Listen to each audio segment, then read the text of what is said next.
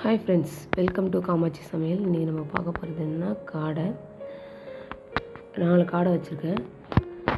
கடாய் வச்சுக்கோங்க. எண்ணெய் தேவையான அளவு எண்ணெய் விட்டுங்க. நான் இன்றைக்கி நல்லெண்ணெயில் செய்கிறேன். காடை நல்லெண்ணெய் செஞ்சால் ரொம்ப நல்லது, நல்லாயிருக்கும் டேஸ்ட்டு.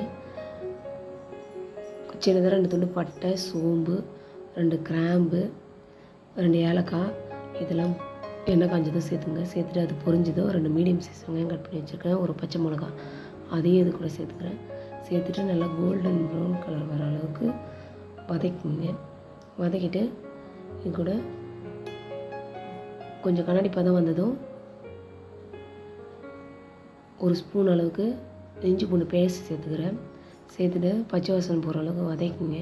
வதக்கிட்டு கொஞ்சமாக கருவேப்பிலை சேர்த்துக்கிறேன். கருவேப்பிலை சேர்த்து அதையும் நல்லா வதக்கிங்க. வதக்கிட்டு 2 மீடியம் சைஸ் தக்காளி கட் பண்ணி வச்சுருக்கேன் பொடியாக, அதையும் இது உள்ளே சேர்த்துக்கிறேன். சேர்த்துட்டு நல்லா வதக்கிட்டு, உண்மையிலே சின்ன பசங்களுக்கு சிக்கன் கொடுக்குறதுக்கு பதிலாக காடை செஞ்சு கொடுங்க. சிக்கனை முடிஞ்ச பட்சம் பிராய்லர் சிக்கன் அவாய்ட் பண்ணுறது ரொம்ப நல்லது. காடை சேர்த்துக்கிறது உண்மையிலே ரொம்ப நல்லது. நல்லா வதங்கிடுச்சு. வதங்கினதுக்கப்புறம் வீட்டில் அரைக்கிற மசாலா பொடி தான் யூஸ் பண்ணுவோம்.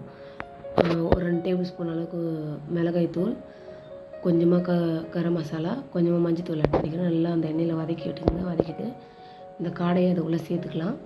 சேர்த்துட்டு நல்லா அந்த மசாலா படுற அளவுக்கு பரட்டி விட்டுங்க. பரட்டி விட்டுட்டு இந்த கிரேவிக்கு தேவையான அளவு தண்ணி விட்டுங்க. அதுக்கு முன்னாடி ஒரு 50 ml தயிர் சேர்த்துக்கிறேன். தயிர் சேர்த்தா நல்லா சாஃப்டாக இருக்கும். காடை கறி நல்லா சாஃப்டாக பொசுன்னு இருக்கும். எப்பவுமே காடை செஞ்சால் அதில் தயிர் சேர்த்துங்க. கொஞ்சமாக நல்லாயிருக்கும், நல்லா சாஃப்டாக இருக்கும் சாப்பிட்றதுக்கு. தண்ணி சேர்த்துட்டு ஒரு 10 நிமிஷம் கொதிக்க விடுங்க. 10 நிமிஷம் கொதிச்சா போதும். நல்லா ஒரு கொதி வந்ததுக்கப்புறமா இந்த கிரேவிக்கு தேவையான உப்பு சேர்த்துக்கிறேன். உப்பு சேர்த்துட்டு நான் இன்றைக்கி தேங்காய் அரைச்சி விட்டு தான் பண்ண போகிறேன். உண்மையிலே காடைக்கு தேங்காய் அரைச்சி விட்டு செஞ்சால் சூப்பராக இருக்கும். ஒரு 3 பத்தை தேங்காய் துருவி வச்சுருக்கேன். ஒரு 4 முந்திரி சேர்த்து நல்லா பேஸ்ட்டாக அரைச்சிக்கோங்க. அரைச்சி அதை இந்த பதம் கொதித்ததுக்கப்புறம், நல்லா கொதிச்சிருக்கு பாருங்க, பாதி குழம்பு கொதிச்சதுக்கப்புறம் அந்த பேஸ்ட்டை உள்ளே சேர்த்துங்க. சேர்த்துட்டு ஒரு 3 நிமிஷம் கொதிச்சா போதும். மீடியம் ஃப்ளேமில் கொதிக்கட்டும். ஹை ஃப்ளேமில் வச்சு எப்பயுமே குழம்பு கொதிக்க வைக்காதீங்க. ஒரு கொதி வர வரைக்கும் ஹை ஃப்ளேம் வைங்க. அதுக்கப்புறமா ஃப்ளேம் கம்மி பண்ணிவிடுங்க. ஒரு 3 நிமிஷம் கொதிச்சா போதும். கொதிக்கட்டும். கொதிச்சதுக்கப்புறமா கொத்தமல்லி தூவி இறக்கிடலாம்.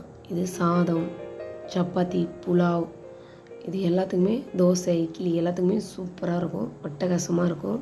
லைக் பண்ணுங்கள், ஷேர் பண்ணுங்கள், கமெண்ட் பண்ணுங்கள் ஃப்ரெண்ட்ஸ். கமெண்ட் பாக்ஸ் ஃப்ரீயாக தான் இருக்குது. கமெண்ட் பண்ணிங்கன்னா தான் நான் எப்படி செய்கிறேன்னு தெரியும். கொத்தமல்லி தூவிங்க. கொத்தமல்லி தூவிட்டு நாம் எதிர்பார்த்த சுவையான காடை கிரேவி ரெடி. ட்ரை பண்ணி பாருங்கள் ஃப்ரெண்ட்ஸ். ட்ரை பண்ணி பார்த்து எப்படி இருக்குன்னு கமெண்ட் பண்ணுங்கள். Thank you friends. தேங்க்யூ ஃபார் வாட்சிங்.